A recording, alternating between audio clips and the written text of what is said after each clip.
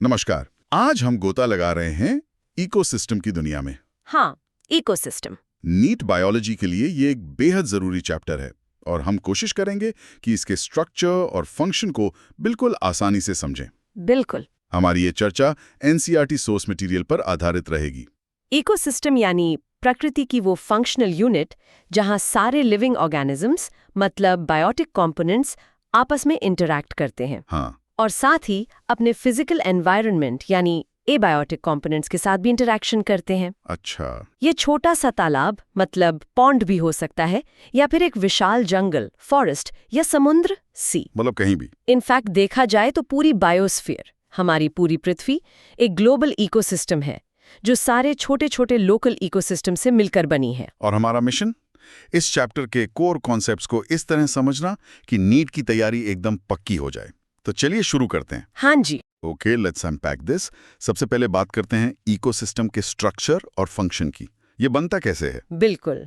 देखिए, इकोसिस्टम के स्ट्रक्चर में दो मेन कंपोनेंट्स होते हैं। हाँ, एबायोटिक और बायोटिक। एबायोटिक और बायोटिक, राइट। हाँ, एबायोटिक कंपोनेंट्स यानी नॉन लिविंग फैक्टर्स हाँ, जैसे टेम्परेचर, पानी मतलब वाटर, लाइट जो सोलर इनपुट है, सॉइल, हवा, क्लाइमेट के दूसरे एस्पेक्ट्स। मतलब फिजिकल एनवायरनमेंट। हाँ, ये वो स्टेज है जिस पर लाइफ का ड्रामा अनफोल्ड होता है, कह सकते हैं। और बायोटिक कंपोनेंट्स, ये तो लिविंग पार्ट्स हुए, है ना? एग्जैक्टली। बायोटिक कंपोनेंट्स मतलब लिविंग ऑर्गेनिजम्स। इन्हें हम मोटे तौर पर 3 कैटेगरीज में बांट सकते हैं। कौन कौन सी? प्रोड्यूसर्स जो अपना खाना खुद बनाते हैं मतलब फोटोसिंथेटिक ऑर्गेनिजम्स जैसे प्लांट्स, फाइटोप्लैंक्टॉन्स, एल्गी। हाँ, ऑटोट्रॉफ्स। हाँ, फिर आते हैं कंज्यूमर्स जो दूसरों को खाकर एनर्जी लेते हैं। इन्हें हेट्रोट्रॉफ्स भी कहते हैं। इसमें हर्बिवोर्स, कार्निवोर्स, ओमनिवोर्स सब आते हैं। अच्छा। और तीसरे हैं डिकम्पोजर्स।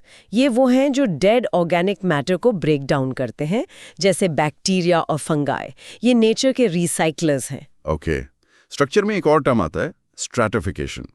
ये थोड़ा विजुअलाइज करने वाला कॉन्सेप्ट है ना? हाँ, स्ट्रैटिफिकेशन का मतलब है डिफरेंट स्पीशीज का वर्टिकल डिस्ट्रीब्यूशन, मतलब अलग अलग हाइट या डेप्थ पर पाया जाना। जैसे जंगल का उदाहरण सोचिए, सबसे ऊपर ऊंचे ट्रीज की कैनोपी होती है, वो टॉप वर्टिकल स्ट्राटा बनाती है। हाँ, उसके नीचे श्रब्स की लेयर होती है और सबसे नीचे ग्राउंड लेवल पर हर्ब्स और ग्रासेस होती हैं। ये वर्टिकल लेयरिंग ही स्ट्रैटिफिकेशन है। अच्छा, ये लेयर्स। और ये स्ट्रक्चर हर इकोसिस्टम का एक कैरेक्टरिस्टिक फीचर होता है, चाहे वो फॉरेस्ट हो या लेक। तालाब, पॉन्ड का एग्जाम्पल लेकर इसे और समझते हैं। सोर्स मटेरियल कहता है कि पॉन्ड एक सेल्फ सस्टेनेबल यूनिट है। ये कैसे काम करता है? पॉन्ड वाकई एक बेहतरीन एग्जाम्पल है सेल्फ सस्टेनेबल एक्वाटिक इकोसिस्टम का। सोचिए, एबायोटिक कंपोनेंट्स क्या हुए? पानी होगा। हाँ, पानी, उसमें घुले हुए डिसॉल्व्ड इनऑर्गेनिक और ऑर्गेनिक सब्सटेंसेस, और तालाब के तल का बॉटम का soil deposit. Right. Solar input, temperature cycle, दिन की लंबाई मतलब डे लेंथ, ये सब एबायोटिक फैक्टर्स पॉन्ड के फंक्शन को रेगुलेट करते हैं। और बायोटिक कंपोनेंट्स तालाब में कौन से होंगे? प्रोड्यूसर्स कौन होंगे? बायोटिक में देखिए, प्रोड्यूसर्स होंगे फाइटोप्लैंक्टन, माइक्रोस्कोपिक फ्लोटिंग प्लांट्स, हाँ, कुछ एल्गी और किनारे पर उगने वाले फ्लोटिंग सबमर्ज्ड या मार्जिनल प्लांट्स। ठीक है। कंज्यूमर्स? कंज्यूमर्स में आएंगे जूप्लैंक्टन मतलब माइक्रोस्कोपिक एनिमल्स, फ्री स्विमिंग जीव जैसे मछलियां, और बॉटम ड्वेलिंग फॉर्म्स जैसे कुछ इंसेक्ट्स या वर्म्स। और डिकम्पोजर्स, वो कहाँ होंगे? डिकम्पोजर्स, फंगाई, बैक्टीरिया और कुछ फ्लैजेलेट्स तालाब के बॉटम में खूब मिलते हैं। ये डेड मैटर को डिकम्पोज करते हैं। अच्छा। तो ये पूरा सिस्टम इकोसिस्टम के सारे फंक्शंस परफॉर्म करता है। ऑटोट्रोफ्स सोलर एनर्जी यूज करके इनऑर्गेनिक मटेरियल को ऑर्गेनिक फूड में बदलते हैं। प्रोडक्शन। हाँ, प्रोडक्शन। हेट्रोट्रोफ्स इन ऑटोट्रोफ्स या दूसरे हेट्रोट्रोफ्स को खाते हैं। कंजम्पशन। कंजम्पशन। और डीकम्पोजर्स मरे हुए ऑर्गेनिजम्स को तोड़कर न्यूट्रिएंट्स वापस रिलीज करते हैं। डिकम्पोजिशन और mineralization. Exactly, decomposition and mineralization, जिन्हें प्रोड्यूसर्स फिर से यूज कर लेते हैं। ये साइकिल चलता रहता है, making the pond self sustainable. ठीक है, स्ट्रक्चर समझ आ गया। हाँ। अब आते हैं इसके फंक्शंस पर। आपने कहा एनर्जी चाहिए सिस्टम चलाने के लिए, तो यहीं से शुरू होती है प्रोडक्टिविटी की कहानी। बिल्कुल। किसी भी इकोसिस्टम को लगातार चलाने के लिए कांस्टेंट एनर्जी इनपुट चाहिए, और अर्थ पर ज्यादातर इकोसिस्टम्स के लिए ये एनर्जी सन से आती है। हाँ, प्राइमरी प्रोडक्शन का मतलब है प्लांट्स द्वारा फोटोसिंथेसिस से per unit area per unit time में कितना बायोमास या ऑर्गेनिक मैटर बनाया गया। बायोमास मतलब? लिविंग मैटर का वजन। इसे हम वेट में जैसे ग्राम पर स्क्वायर मीटर या एनर्जी में किलो कैलोरी पर स्क्वायर मीटर kcl/m² मेजर करते हैं। और प्रोडक्टिविटी? ये रेट हुआ। हाँ, रेट ऑफ बायोमास प्रोडक्शन को कहते हैं प्रोडक्टिविटी। इसकी यूनिट होती है gm²/yr1 ग्राम पर स्क्वायर मीटर पर ईयर और kcl/m²/yr1 किलो कैलोरी पर स्क्वायर मीटर पर ईयर। अच्छा। इससे हम अलग अलग इकोसिस्टम्स की प्रोडक्टिविटी कंपेयर कर सकते हैं, जैसे एक फॉरेस्ट कितना प्रोडक्टिव है compare to a grassland. Source material में जीपीपी और एनपीपी का जिक्र है। ये क्या है और इनमें क्या फर्क है? ये थोड़ा कंफ्यूजिंग हो सकता है। The total salary a plant earns through photosynthesis, मतलब कुल कितना ऑर्गेनिक मैटर उसने बनाया। Okay, total income. हाँ, लेकिन जैसे हमें अपने खर्चे चलाने होते हैं, प्लांट्स को भी रेस्पिरेशन आर यानी सांस लेने जैसी प्रोसेसेस के लिए एनर्जी चाहिए। हाँ, बिल्कुल। तो जीपीपी में से जब प्लांट अपने रेस्पिरेशन आर में यूज की गई एनर्जी घटा देता है तो जो बचता है वो है नेट प्राइमरी प्रोडक्टिविटी एनपीपी। अच्छा। So GPP total income R expenses equal to NPP savings usable income for others. अच्छा, तो एनपीपी ही वो एक्चुअल अवेलेबल बायोमास है जो अगले लेवल के लिए, मतलब हेट्रोट्रोप्स, हर्बीवोर्स और डिकम्पोजर्स के कंजम्पशन के लिए मौजूद होता है। एग्जैक्टली, यही एनपीपी वो एनर्जी है जो फूड चेन में आगे ट्रांसफर होती है। ठीक है। और फिर आती है सेकेंडरी प्रोडक्टिविटी। ये होती है rate of formation of new organic matter bye consumers द्वारा। हाँ, मतलब जब कोई हर्बिवोर पौधा खाता है तो उसके शरीर में जो नया बायोमास बनता है वो सेकेंडरी प्रोडक्टिविटी का हिस्सा है। Got it.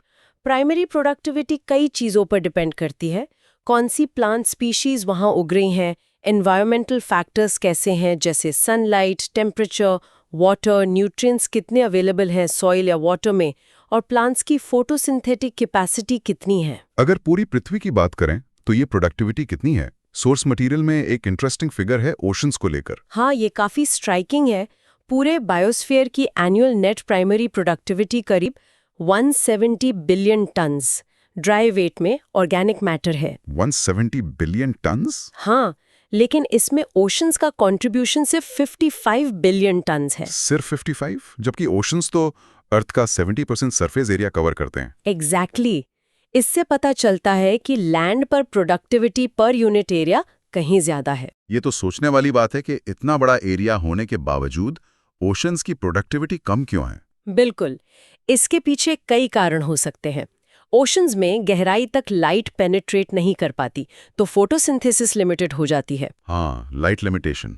और कई ओशनिक रीजन्स में नाइट्रोजन या फास्फोरस जैसे एसेंशियल न्यूट्रिएंट्स की कमी होती है। ये दिखाता है कि सिर्फ एरिया ही नहीं बल्कि लिमिटिंग फैक्टर्स प्रोडक्टिविटी तय करने में क्रूशियल रोल निभाते हैं। प्रोडक्टिविटी के बाद इकोसिस्टम का दूसरा बड़ा फंक्शन है डीकंपोजिशन। आपने कहा था डीकंपोजर्स नेचर के रिसाइकलर्स हैं। अर्थवॉर्म को फार्मर्स फ्रेंड भी कहते हैं इसी वजह से। हाँ, बिल्कुल सही। अर्थवॉर्म डिट्राइटस को छोटे टुकड़ों में तोड़ता है, डीकंपोजिशन में मदद करता है। अच्छा। डीकंपोजिशन वो प्रोसेस है जिसमें डीकंपोजर्स मेनली फंगे और बैक्टीरिया कॉम्प्लेक्स ऑर्गेनिक मैटर को सिंपलर इनऑर्गेनिक सब्सटेंसेस जैसे कार्बन डाइऑक्साइड, CO2, वाटर और न्यूट्रिएंट्स में तोड़ते हैं। और इसका रॉ मटेरियल? डेट्राइटस। हाँ, रॉ मटेरियल होता है। डेट्रिटस यानी डेड प्लांट रिमेन्स जैसे leaves, bark, flowers, dead animals के रिमेन्स और फीकल मैटर, ये सब डेट्रिटस है। एनसीईआरटी में इसके 5 स्टेप्स बताए गए हैं, वो क्या हैं? अब क्या ये एक के बाद एक होते हैं? देखिए, ये स्टेप्स डेट्रिटस पर साइमल्टेनियसली यानी एक साथ काम करते हैं, पर समझने के लिए हम इन्हें सीक्वेंस में बताते हैं। ओके, पहला 1. फ्रेगमेंटेशन। डेट्रिटिवोर्स जैसे अर्थवर्म डेट्रिटस को छोटे छोटे पार्टिकल्स में तोड़ते हैं। Imagine chopping vegetables before cooking. इससे सरफेस एरिया बढ़ जाता है, माइक्रोब्स आसानी से काम कर सकें। सही। दूसरा 2. लीचिंग। पानी में घुलनशील मतलब वाटर सॉल्युबल इनऑर्गेनिक न्यूट्रिएंट्स पानी के साथ सॉइल में नीचे चले जाते हैं, पर्कोलेट कर जाते हैं और कई बार अनअवेलेबल सॉल्ट्स के रूप में प्रेसिपिटेट हो जाते हैं। तीसरा 3 कैटाबोलिज्म। ये असल ब्रेकडाउन प्रोसेस है। बैक्टीरियल और फंगल एंजाइम्स डिट्राइटिस को सिंपलर इनऑर्गेनिक सब्सटेंसेस में डिग्रेड करते हैं। ये माइक्रोब्स ही असली शेफ्स हैं जो डिट्राइटिस को पकाते हैं। अच्छा, चौथा 4 ह्यूमिफिकेशन। इस प्रोसेस के दौरान एक डार्क कलर्ड अमॉर्फस सब्सटेंस बनता है जिसे ह्यूमस कहते हैं। ह्यूमस, हाँ सुना है। ये माइक्रोबियल एक्शन के लिए हाईली रेजिस्टेंट होता है, यानी बहुत धीरे धीरे डिकम्पोज होता है। कोलॉइडल नेचर का होने की वजह से ये न्यूट्रिएंट्स का रिजर्वोयर की तरह काम करता है, सॉइल फर्टिलिटी बढ़ाता है। और पांचवां step 5 mineralization. Humus further degrade होता है और माइक्रोब्स इसमें से इनऑर्गेनिक न्यूट्रिएंट्स जैसे नाइट्रेट्स, फॉस्फेट्स रिलीज करते हैं, जो फिर से प्लांट्स के लिए अवेलेबल हो जाते हैं। इसी प्रोसेस को मिनरलाइजेशन कहते हैं।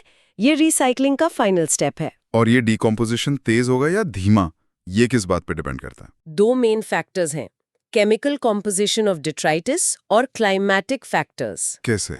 अगर डिट्राइटिस में लिग्निन और काइटिन जैसे complex hard to digest compound ज्यादा हैं, जैसे लकड़ी में, तो डिकम्पोजिशन रेट स्लो होगी। ओके। अगर नाइट्रोजन और वाटर सॉल्युबल सब्सटेंसेस जैसे शुगर्स ज्यादा हैं, जैसे ताजी गिरी पत्तियों में, तो डिकम्पोजिशन क्विकर होगी। और क्लाइमेट? क्लाइमेटिक फैक्टर्स में वार्म और मॉइस्ट एनवायरनमेंट डिकम्पोजिशन को फेवर करता है। सोचिए बारिश के बाद गर्मी में चीजें कितनी जल्दी सड़ती हैं। हाँ बिल्कुल। जबकि लो टेम्परेचर और एनारोबियोसिस मतलब ऑक्सीजन की कमी इसे इनहेबिट करते हैं, रोकते हैं। इसीलिए ठंडी जगहों पर या दलदल में ऑर्गेनिक मटेरियल्स अक्यूमुलेट हो जाते हैं।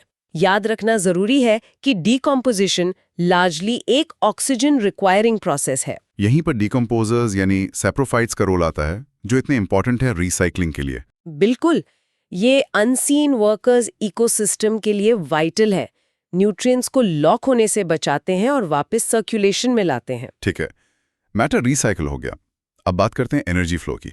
आपने कहा था एनर्जी सन से आती है मोस्टली, पर क्या सारी सनलाइट यूजेबल है? नहीं, इंसिडेंट सोलर रेडिएशन का 50% से भी कम फोटोसिंथेटिकली एक्टिव रेडिएशन यानी PAR होता है। सिर्फ 50% से कम? हाँ, ये वो वेवलेंथ रेंज है जिसे पौधे फोटोसिंथेसिस में यूज कर सकते हैं।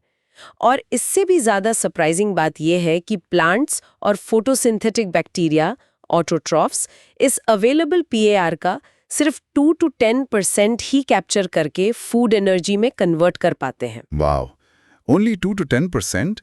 It's amazing how the entire living world runs on such a tiny fraction of the available solar energy. Indeed. और ये एनर्जी फ्लो करती है एक स्पेसिफिक डायरेक्शन में, सन से प्रोड्यूसर्स मतलब प्लांट्स में, और फिर प्रोड्यूसर्स से कंज्यूमर्स में। हाँ, यूनिडायरेक्शनल। हाँ, यूनिडायरेक्शनल फ्लो है, वापस सन की तरफ नहीं जाती। ये फर्स्ट लॉ ऑफ थर्मोडायनामिक्स को फॉलो करता है। Energy can neither be created nor destroyed. Only transformed. Exactly. साथ ही ecosystem second law of thermodynamics से भी एग्जेम्प्ट नहीं है।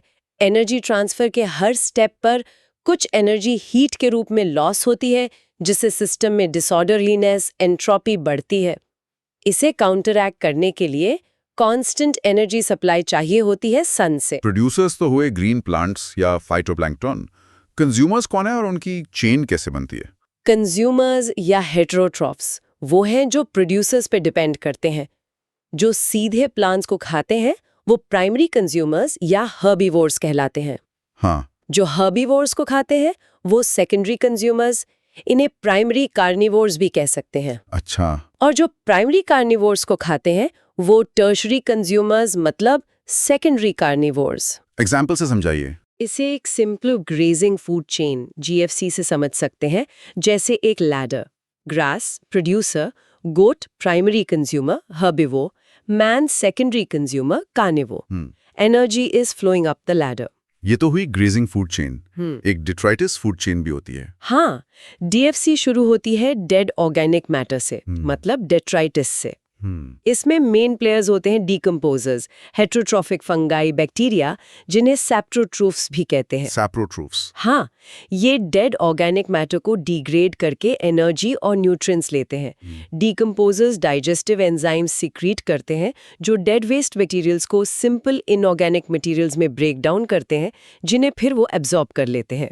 किस इकोसिस्टम में कौन सी फूड चेन ज्यादा एनर्जी ट्रांसफर करती है, जीएफसी या डीएफसी? एक्वाटिक इकोसिस्टम में जीएफसी एनर्जी फ्लो का मेजर कॉन्ड्युइट है। फाइटोप्लैंक्टन को ज़ूप्लैंक्टन खाते हैं, उनको छोटी मछलियाँ, फिर बड़ी मछलियाँ। ठीक है। लेकिन टेरेस्ट्रियल इकोसिस्टम में सरप्राइजिंगली डीएफसी के थ्रू जीएफसी की तुलना में कहीं ज्यादा एनर्जी फ्लो होती है।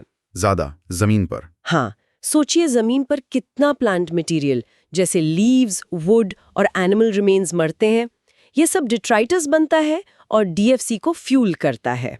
क्या ये जीएफसी और डीएफसी बिल्कुल अलग-अलग चलती हैं या आपस में जुड़ी हुई हैं? नेचर में ये चेन्स आइसोलेटेड नहीं होती। डीएफसी के कुछ ऑर्गेनिजम्स जीएफसी एनिमल्स के प्रे मतलब शिकार बन जाते हैं। अच्छा, जैसे अर्थवर्म, डेट्रिटिवोर को कोई बर्ड जीएफसी मेंबर खा सकता है। और कई एनिमल्स ओमनिवोर्स होते हैं। हाँ, जैसे कॉकरोचेस, क्रोज, हम इंसान भी। बिल्कुल, जो प्लांट्स और एनिमल्स दोनों खाते हैं, effectively linking different chains. Food chains का ये नेचुरल इंटरकनेक्शन ही फूड वेब बनाता है। Food web, okay. ये वेब इकोसिस्टम की कम्प्लेक्सिटी और स्टेबिलिटी दिखाता है। अगर एक फूड सोर्स कम हो जाए तो ऑर्गेनिज्म के पास दूसरे ऑप्शंस हो सकते हैं। इसमें एक टर्म आता है ट्रोफिक लेवल, ये क्या बताता है? ऑर्गेनिज्म फूड चेन में अपनी फीडिंग रिलेशनशिप के आधार पर जो स्पेसिफिक प्लेस ऑक्यूपाई करता है, उसे उसका ट्रॉफिक लेवल कहते हैं। लेवल्स कैसे? प्रोड्यूसर्स मतलब प्लांट्स हमेशा फर्स्ट ट्रॉफिक लेवल पर होते हैं। Herbivores primary consumers second trophic level पर। कार्निवोर्स जो हर्बिवोर्स को खाते हैं secondary consumers third trophic level पर। और इसी तरह आगे फोर्थ फिफ्थ लेवल्स हो सकते हैं टॉप कार्निवोर्स के लिए। हर लेवल पर एनर्जी का क्या होता है? आपने कहा था एनर्जी लॉस होती है। बिल्कुल, amount of energy her successive trophic level पर ड्रास्टिकली घटती जाती है। कितनी? ये फेमस 10% लॉ फॉलो करती है। औसतन सिर्फ 10% एनर्जी ही लोअर ट्रॉफिक लेवल से हायर ट्रॉफिक लेवल पर ट्रांसफर होती है। सिर्फ 10%? बाकी 90% कहाँ जाती है? बाकी 90% एनर्जी मेटाबॉलिक प्रोसेसेस जैसे रेस्पिरेशन, मूवमेंट, रिप्रोडक्शन में यूज हो जाती है या हीट के रूप में एनवायरनमेंट में लॉस हो जाती है। 90% लॉस, दैट्स ह्यूज। ये तो ऐसा हुआ जैसे हर बार सैलरी मिलने पर 90% टैक्स कट जाए। हाँ, कुछ वैसा ही समझ लीजिए। इसी हैवी एनर्जी लॉस के वजह से फूड चेन ज्यादा लंबी नहीं हो पाती। आमतौर पर 4-5 ट्रॉपिक लेवल्स तक ही सीमित रहती हैं। अच्छा, इसलिए? हाँ, producer, herbivore, primary carnivore, secondary carnivore. बस क्योंकि टॉप लेवल तक पहुंचते पहुंचते एनर्जी बहुत कम बचती है। और जब कोई ऑर्गेनिज्म मरता है किसी भी ट्रॉफिक लेवल पर, तो वो डिट्राइटस बन जाता है, जो डीकम्पोजर्स के लिए एनर्जी सोर्स बनता है, कंप्लीटिंग द साइकिल इन अ वे। एक और टर्म है स्टैंडिंग क्रॉप। हाँ, स्टैंडिंग क्रॉप का मतलब है किसी पर्टिकुलर टाइम पर किसी ट्रॉफिक लेवल पर मौजूद लिविंग मटेरियल का total mass of living organisms. हाँ, बायोमास या number of individuals per unit area में मेजर करते हैं। बायोमास को फ्रेश वेट या ड्राई वेट में एक्सप्रेस कर सकते हैं, पर ड्राई वेट मेजरमेंट ज्यादा एक्यूरेट माना जाता है क्योंकि वाटर कंटेंट ऑर्गेनिजम्स में काफी वेरी कर सकता है। तो ये उस मोमेंट का स्नैपशॉट हुआ इकोसिस्टम का। एग्जैक्टली। तो ये trophic levels, energy flow, biomass, इनको विजुअलाइज करने का कोई तरीका है? पिरामिड्स का जिक्र आता है। एग्जैक्टली। इकोलॉजिकल पिरामिड्स यही करते हैं। Imagine a pyramid shape, base broad होता है और एपेक्स नैरो। हाँ। इकोसिस्टम्स में डिफरेंट ट्रॉफिक लेवल्स पर ऑर्गेनिजम्स के नंबर, बायोमास या एनर्जी कंटेंट को जब हम ग्राफिकली रिप्रेजेंट करते हैं तो अक्सर ऐसा ही शेप मिलता है। इसमें बेस हमेशा प्रोड्यूसर्स फर्स्ट ट्रॉफिक लेवल को रिप्रेजेंट करता है और एपेक्स टॉप कंज्यूमर्स टर्शरी या टॉप कार्निवोर लेवल को। कितने तरह के होते हैं ये? 3 मेन टाइप्स के इकोलॉजिकल पिरामिड स्टडी किए जाते हैं। पहला 1. Pyramid of number. ये हर ट्रॉफिक लेवल पर ऑर्गेनिजम्स का नंबर दिखाता है। ग्रासलैंड इकोसिस्टम में ये अपराइट मतलब सीधा होता है। ग्रास प्रोड्यूसर्स का नंबर सबसे ज्यादा, फिर ग्रास हॉपर्स हर्बिवोर्स का कम, फिर फ्रॉग्स प्राइमरी कार्निवोर्स का और कम, और टॉप कार्निवोर्स जैसे स्नेक्स और हॉक्स का सबसे कम। वेट, सोर्स मटेरियल कहता है ये इन्वर्टेड भी हो सकता है। नंबर का पिरामिड उल्टा, हाउ? हाँ, ट्री इकोसिस्टम में ये इन्वर्टेड मतलब उल्टा या स्पिंडल शेप्ड हो सकता है। सोचिए, एक बड़ा tree producer number is equal to 1 पर हजारों इंसेक्ट्स प्राइमरी कंज्यूमर्स फीड करते हैं। हाँ, और उन इंसेक्ट्स पर कुछ बर्ड्स सेकेंडरी कंज्यूमर्स फीड करते हैं। हाँ। तो यहाँ बेस प्रोड्यूसर नैरो है, मिडिल ब्रॉड है। नंबर के हिसाब से ये पिरामिड सीधा नहीं रहा। अच्छा, इंटरेस्टिंग। दूसरा पिरामिड? 2. Pyramid of biomass. ये हर ट्रोफिक लेवल पर ऑर्गेनिजम्स का टोटल ड्राई वेट मतलब बायोमास दिखाता है। ज्यादातर टेरेस्ट्रियल इकोसिस्टम्स जैसे फॉरेस्ट, ग्रासलैंड में ये अपराइट होता है। Producer biomass, herbivore biomass, carnivore biomass. इसमें भी एक्सेप्शन है। सी में inverted, fewer producers than consumers by weight. That sounds counterintuitive. Yes, sea या ओशन में ये इन्वर्टेड हो सकता है। यहाँ फाइटोप्लैंक्टन प्रोड्यूसर्स बहुत छोटे होते हैं और उनका लाइफ स्पैन बहुत शॉर्ट होता है। वो बहुत तेजी से रिप्रोड्यूस और कंज्यूम होते हैं। अच्छा। तो किसी गिवन पॉइंट इन टाइम पर उनका स्टैंडिंग क्रॉप मतलब बायोमास ज़ूप्लैंक्टन प्राइमरी कंज्यूमर्स से कम हो सकता है जो उन्हें खाते हैं।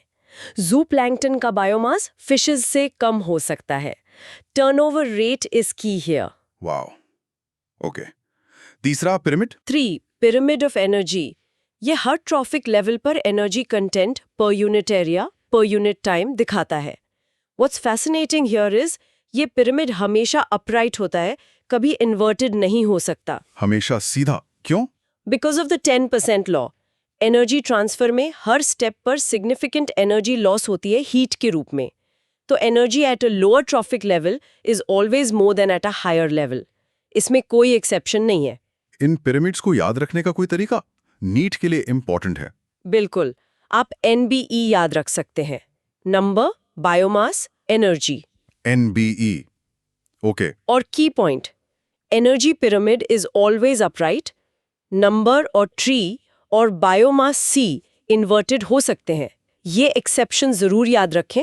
क्या इन पिरामिड्स की कुछ लिमिटेशंस भी हैं?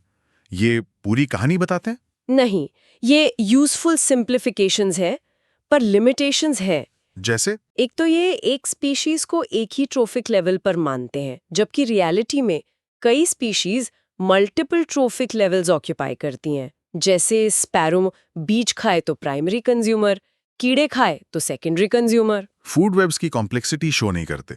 हाँ, ये तो है। और सबसे बड़ी लिमिटेशन, सैप्रोफाइट्स मतलब डीकंपोजर्स को इन पिरामिड्स में कोई प्लेस नहीं मिलता। ओह, राइट, डीकंपोजर्स तो हैं ही नहीं इनमें। हाँ, जबकि हमने देखा कि डीकॉम्पोजिशन और न्यूट्रिएंट साइक्लिंग के लिए वो कितने वाइटल हैं।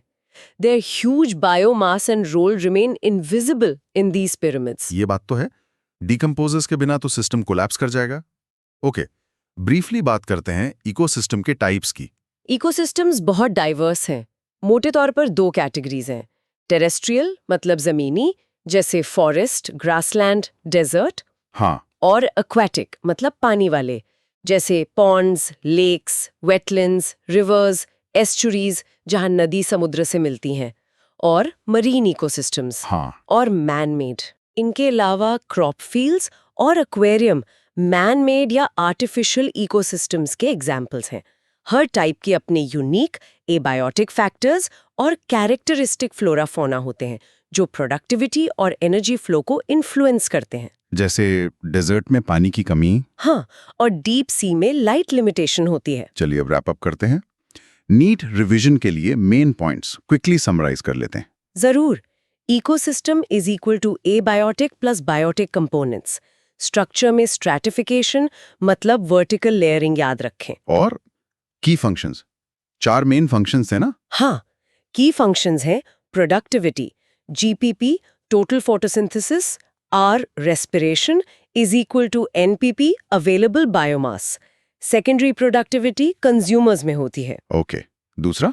डीकॉम्पोजिशन, डिट्राइटिस का breakdown in 5 steps: fragmentation, leaching, catabolism, humification, mineralization. Rate depends on detritus quality and climate.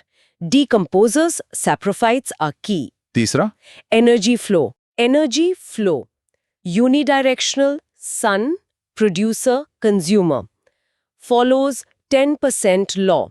90% energy loss at each step. Concepts: trophic levels, grazing food chain, GFC, detritus food chain, DFC, food web, standing crop, biomass at a time. और फोर्थ, Nutrient cycling. Nutrient cycling. Essential elements जैसे carbon, phosphorus cycle through biotic and abiotic components. जैसे carbon cycle में CO2 atmosphere से plants में fixation, फिर respiration decomposition से release. Phosphorus cycle mainly sedimentary है, रॉक से रिलीज होकर फूड चेन्स में आता है. Mnemonic CNP, carbon, nitrogen, phosphorus, helps remember major cycles. और ecological pyramids. Ecological pyramids, NBE, number, biomass, energy. Trophic structure दिखाते हैं. Pyramid of energy always upright. Pyramid of biomass C में inverted हो सकता है. Pyramid of number tree ecosystem में inverted हो सकता है. Limitations याद रखें, especially decomposers का exclusion. बेहतरीन. तो ये था इकोसिस्टम का एक कंसेप्चुअल टूर एनसीईआरटी के पॉइंट्स को कवर करते हुए.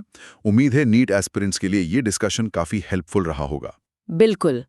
And here's a final thought to ponder. Ecological pyramids ecosystem की कॉम्प्लेक्सिटी को समझने का एक यूजफुल टूल है, पर वो रियलिटी को सिंप्लीफाई करते हैं.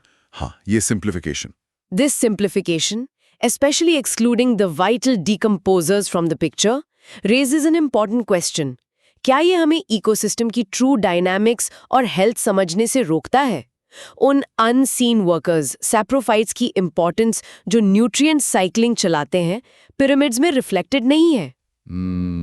इकोसिस्टम की स्टेबिलिटी और फंक्शनिंग में उनका एक्चुअल कंट्रीब्यूशन कितना गहरा है, इस पर जरूर विचार करें. अगली बार मिलेंगे एक नए विषय के साथ.